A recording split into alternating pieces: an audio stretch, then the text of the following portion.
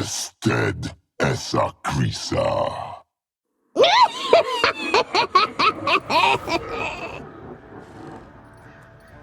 A word once given, we never break. How's it going, guys? This is Orpheus and today is full of surprises. I wanted to show you a disgusting Skellige deck, but I got kinda screwed up by Gwent because a card disappeared from my collection. You see here, Knickers, the cute little doggo and essential part of the theme is missing. I don't know why. I completed the relevant Thronebreaker achievement more than a year ago and I'm somewhat unable to grab the card. Maybe it got milled during some of those auto mill sessions. Anyway, I don't know what to do, or at least I didn't know what to do. Cause on a whim, I guess, I created something quite different. I would never think that I will create a monster deck in the current meta. But that's just what happened. But listen here, if you're thinking we're going Kiki more Queen, you're in for a treat here. I never thought this deck would actually be playable in competitive play. But I was wrong. Let me show you. This deck is mostly about the element of surprise, and trust me, element of surprise is pretty useful and quite often game changing, especially when you see almost the same decks on and on. When opponent sees your leader ability, he's thinking, man, he's going Kiki more Queen, or Ruehin, or Living Armor maybe, but he has no idea that you have neither of those cards. Because yeah, we're going SHUPE monsters. You may think I've gone mad. But trust me here, I also didn't believe this could work until I tried this out. Honestly, it's not a tier 1 deck, because it's a little draw dependent, but I've won 7 out of 11 games in pro rank with it so far. The biggest advantage of this deck lies in, first, like I said, in the fact that your opponent does not see what's coming, and second, in its reactive potential. When an opponent sees a monster deck, he's like, I expect swarming, tall units, not really that many cards that can hurt my side of the board. But see, that's where he's wrong. Out of 25 cards in this deck, 15 of them are able to damage or straight out destroy an opponent's card. When it comes to strategy, now here's the best part, your main engine cards are the 3 ridiculously underpriced Crones. As you probably know, their ability stacks up every time you play one of them. With Renew and that Shadow ability, that means, depending on the situation, that either Wispes can damage an enemy for 10 points or Vives can boost an ally for the same amount. Brewess is here mostly just for the stacks, but of course you can use her to get rid of some poison or bleeding. Take care though to not create really tall units, as those are obviously a good target for Irden or Igni. Guys, honestly, this deck is super fun to play. Your main opponent in each game is you, yourself, because you have to make the decisions which cards you want to play and which cards you want to save for later. And those decisions are, especially with this deck, usually crucial. Also try to learn SHUPE's abilities at least a little, as he's probably without a doubt the most complicated card in the game, and keep in mind that probably his strongest mage abilities are also the ones with the highest risk there, and can ruin your entire game if not executed properly. Guys, this deck brings me back memories of when it was not mandatory to have at least 13 unit cards in the deck.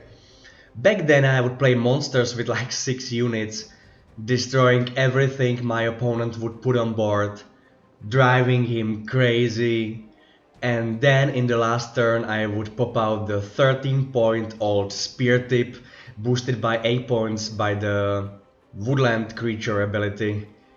Man, those were the days. Anyways, My fellow connoisseurs of a good Gwenting, let me show you what this extraordinary monster deck can do. So, Any last words? So what's it gonna be? Mobilization Northern Realms. Well, okay.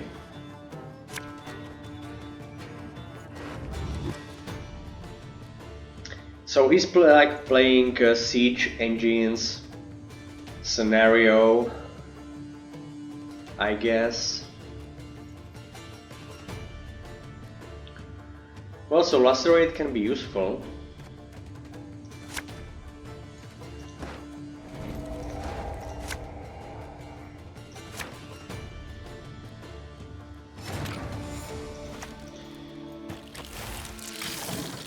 Well, I kinda hope we drew all our mediocre cards in the first round, so I guess we have a chance in like most of the rest of my deck is actually gold cards, so yeah, well, not very good. 1, 2, 3, 4, 5, 6, 7, 8 gold cards. Crazy. Not without good reason. They call him stern.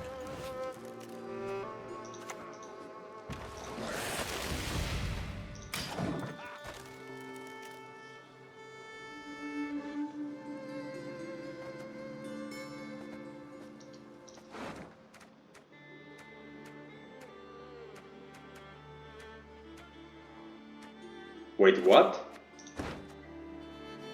Oh, I have Whispers in my hand. I was kinda confused for a minute there. I'd have to aim to miss.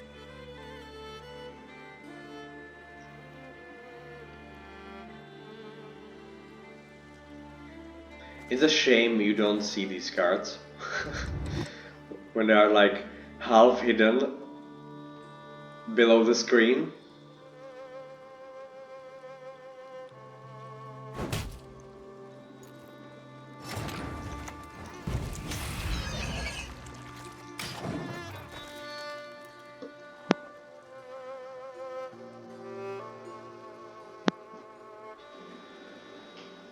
Well, I hope the siege engines are will start to come out, because I don't want to deal with them all at once. But if he plays scenario with mobilization, that's exactly what I'm gonna have to do.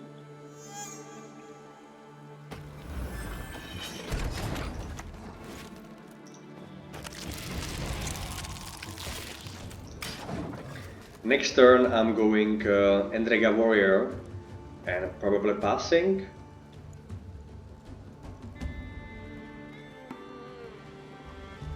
Maybe Kiki more Worker after that, but...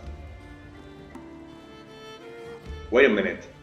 Can he play a double scenario with Northern Realms? I don't think so, because Caretaker's ability obviously has been reworked like 2 or 3 months ago.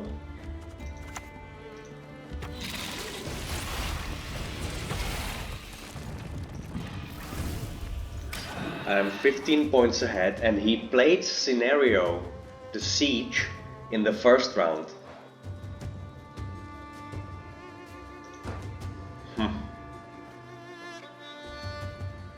Is he pulling something off there?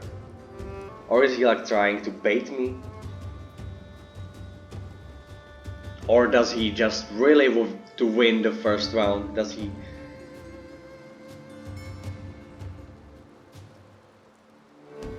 Maybe he really just wants to win the first round.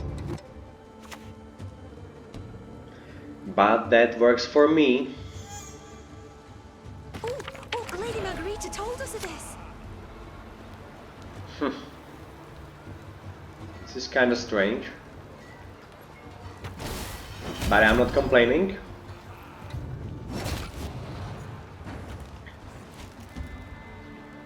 There's a very good Lacerate.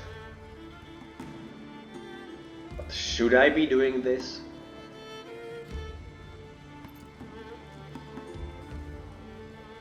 No, we still have the siege. Sorry, the bombardment on the siege is chapter 2. So I'm willing to sacrifice my card advantage in the second round because he committed a lot. Leader's ability scenario in the first round. I didn't play a single gold card. Oh, sorry, I played Parasite. But still, I feel like without the mobilization I don't need Lacerate that much.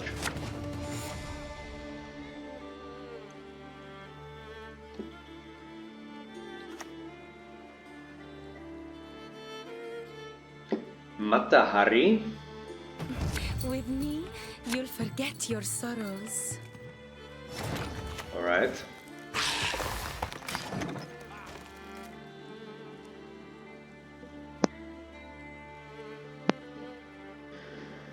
I still have SHUPE, Renew, Osrel and Brewes in my deck, so that's kinda bad. Is he going...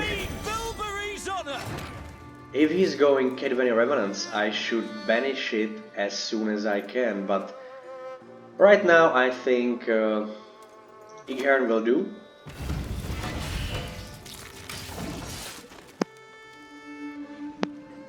Maybe he just probably played the card so that I would have a hard time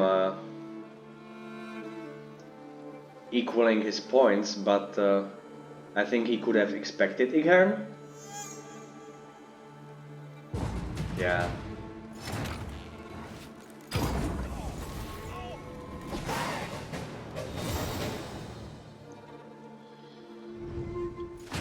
So I want Renew and SHUPE especially. Not bad. Perfect. This is perfect because I can draw SHUPE with my Naglfar. I go first, and that means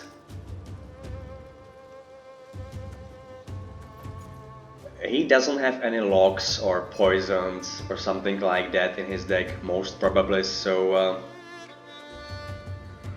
I go with Kikimor Warrior here, and I'll consume her, or consume her or it, whatever, with Brewes, because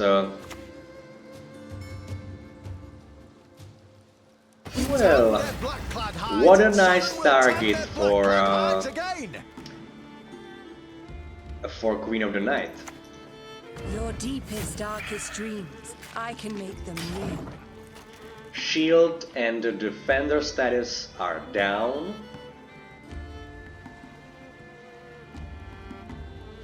Is he going really like Kedveni Revenant?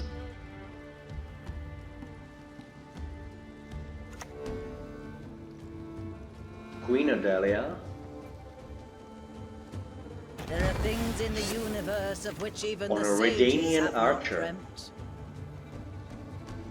They charging? Ah, swat, stop him. Well, the shield is certainly a little troublesome.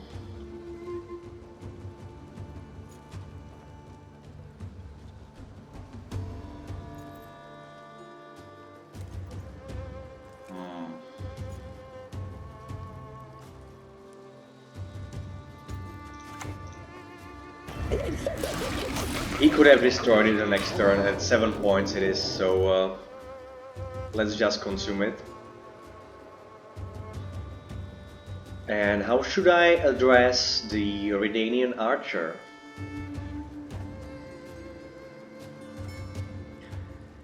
Well, one of my damaging abilities is... or should I just let him be? He is gonna be worth 7 points, 8 points at least.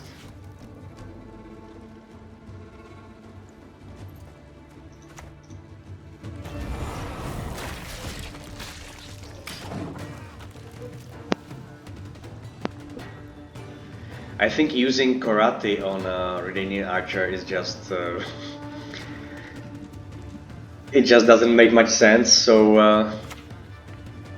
I think I'm just gonna let him be. Clouds gather over to Merian.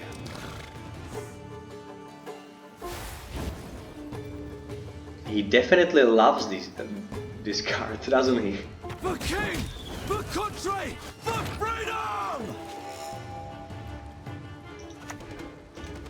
We're all dressed up just for you.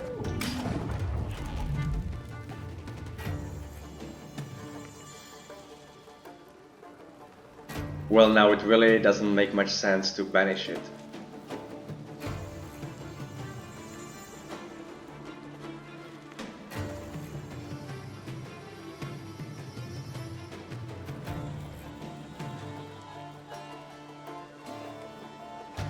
SHUPE doesn't have an ability to deal with shields, does he?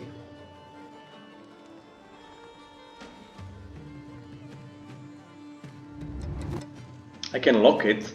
I will try to lock it with SHUPE. Philippa.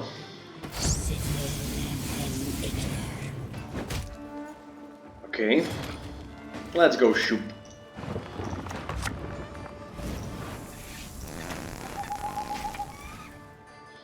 And obviously no lock.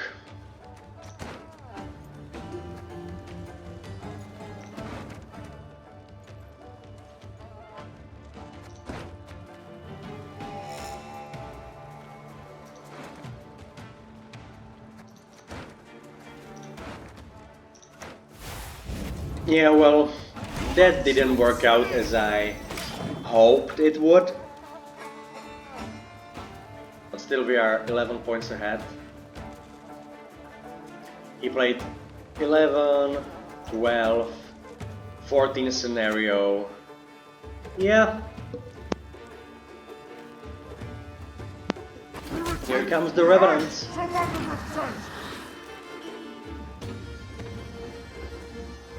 Well, he destroyed the Whispers. Yeah, obviously. So let's renew her.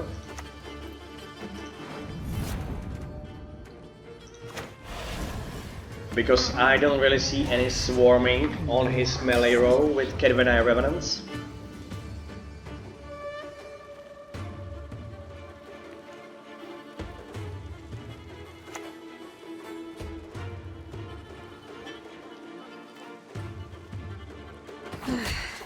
Doubt I'll ever pay off these school loans.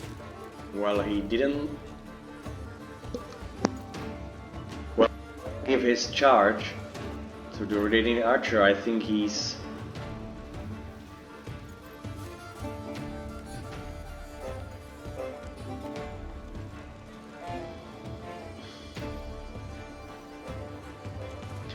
you know, let's destroy the archer. I don't care anymore. Now he doesn't have any charge spenders. I still have 8 points with a Bloody Flail. I didn't actually use it after the rework, but once again, yeah, amazing. Ja, ik herconsume.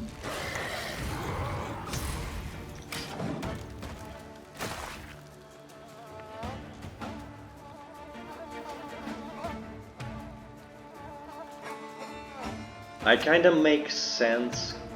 I can't make sense of the deck he's playing.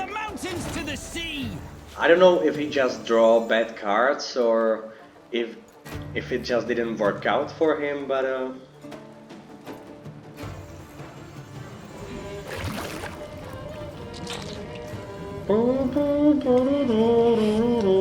guys, do you love the music, the soundtrack of Crookback Bog in Witcher 3? Man, that music really gives me goosebumps every time I hear it. I sense your pain. I see your fear.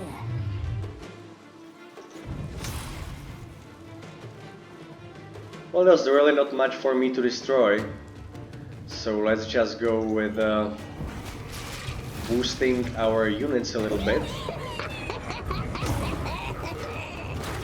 Even if he has air, then it's not gonna be enough.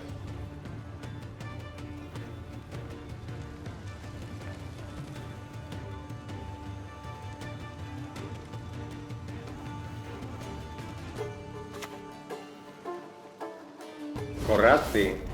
Well, and we've won, guys.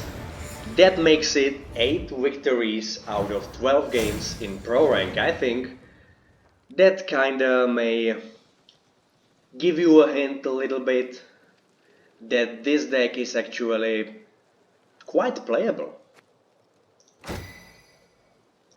Anyway guys, this is it for tonight. Thank you so much for watching. If you wanna see more of these videos, please subscribe and let me know in the comments what do you think about this deck. Did I push it too far or is it still quite within the limits?